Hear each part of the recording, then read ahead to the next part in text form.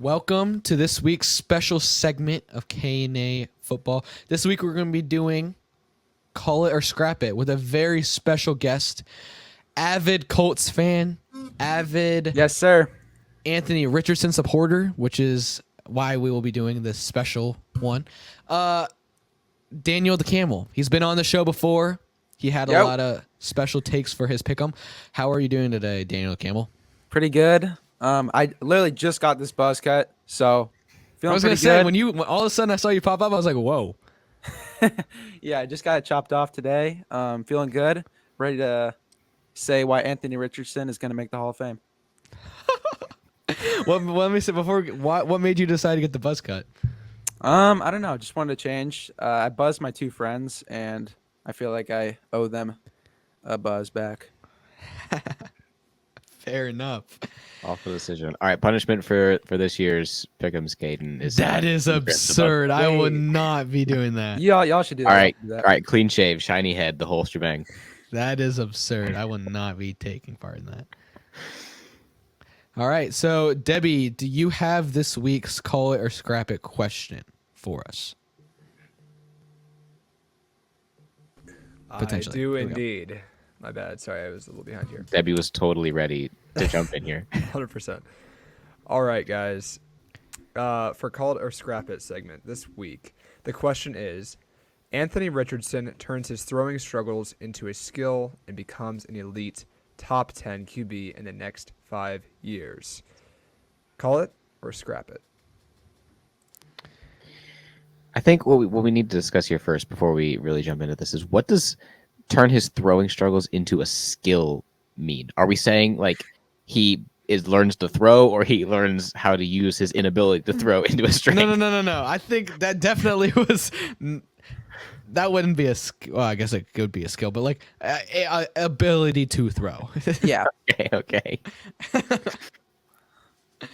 Who wants to go first on this one? Daniel Campbell, I know you're a pretty avid Anthony Richardson guy, so.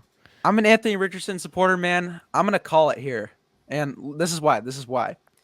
Look, Anthony Richardson coming out of college, a freak athlete, only played 6 games last season, looked fantastic. Honestly, the second best rookie QB last year behind CJ Stroud. He can throw the deep ball. He has a great arm. He is very strong and athletic.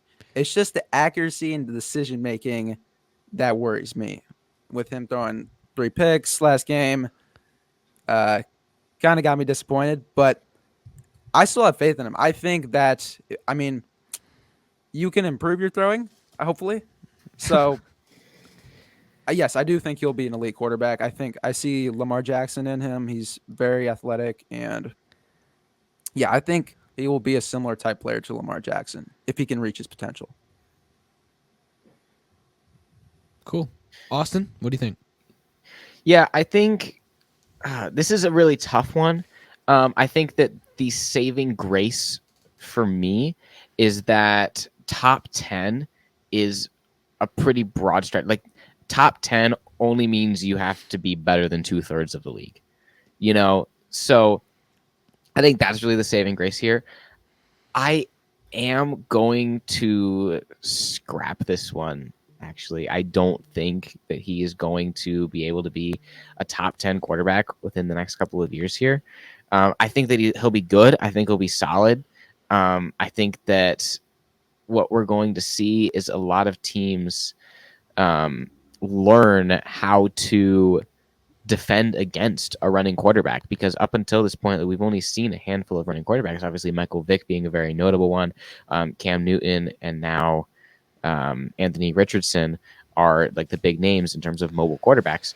And we only get those every now and again. But now to have that Lamar Jackson and Anthony Richardson, I think teams are recognizing that this is kind of the future here, to have a mobile quarterback. And we're going to see teams figure out ways to take away their legs and force them to throw. Anthony Richardson is not a pocket passer by any means. We see that in his accuracy. He's not accurate at all. Lamar Jackson has worked on his accuracy, but even Lamar Jackson is not an accurate quarterback. Mm-hmm. He makes space with his legs, and then he launches the deep ball. Lamar Jackson isn't even that great of a passer himself. So I'm going to scrap this one. I think that while Anthony Richardson has the deep ball, that's the only thing he has. And that's just because he's got this cannon foot on. He's not even accurate in that. It's just that if the ball's in the air for 60 yards, your guy's going to. Honestly, that's fair. I think that throwing can be improved, but he definitely needs to work on his accuracy and his decision making. But I will say this: the Colts receiving core is mediocre at best. Michael Pittman, I'm a Colts fan. Michael Pittman, so overrated. I drafted in my fantasy league. I don't know, so overrated. Alec Pierce, okay, So Jonathan Taylor, I will say, is a great back, but his receivers are just so and so, so that makes it that much tougher to succeed while throwing. Yeah. So it's 1-1 right now. I guess I'll be the split broke. I'm actually going to call this one as well. I think that we kind of saw this out of Josh Allen when he first came to the NFL. He was a very, very raw passer. He was one of the worst quarterbacks in the NFL. He couldn't pass the ball at all.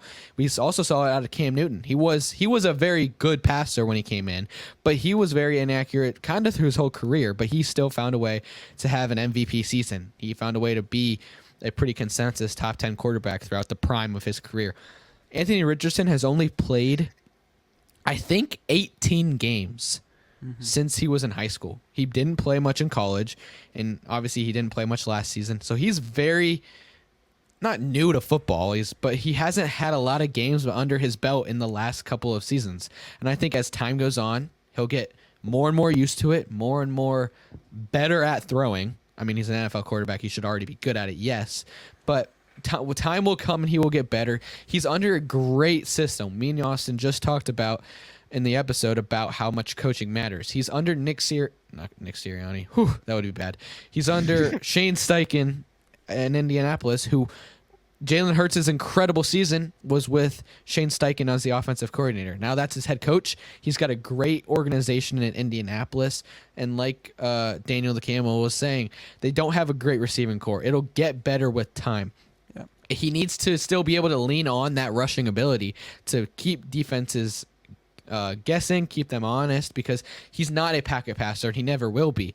But if he can learn to pass, like you said, he has a great deep ball. But if he can hit that medium to intermediate stuff with his ability to run, I think he absolutely could be top 10. I think has potential to be an explosion to like a top 8, top 7 guy for sure.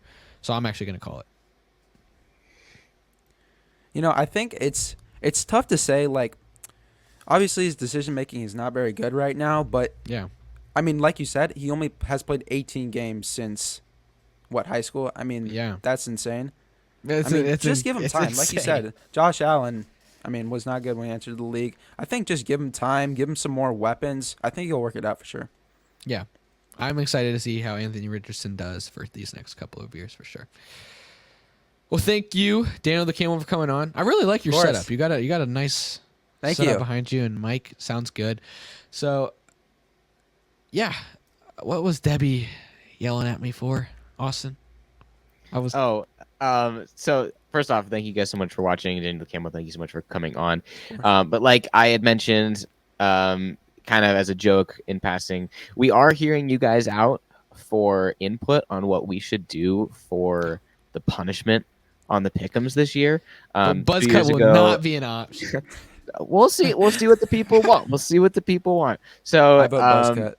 If you guys want to throw out some options, you can DM us on Instagram, KA_football. Send us some options and things that you think would be funny as a punishment. We'll throw out a poll of some of the best options so you guys can vote, and the winner is what we'll probably end up doing unless it's something stupid. So we're looking forward to that. Toss your stuff down there. Like I said, thank you guys so much for watching. Daniel the Camel, thank you once more for coming on, and we will see you guys next week for week 3.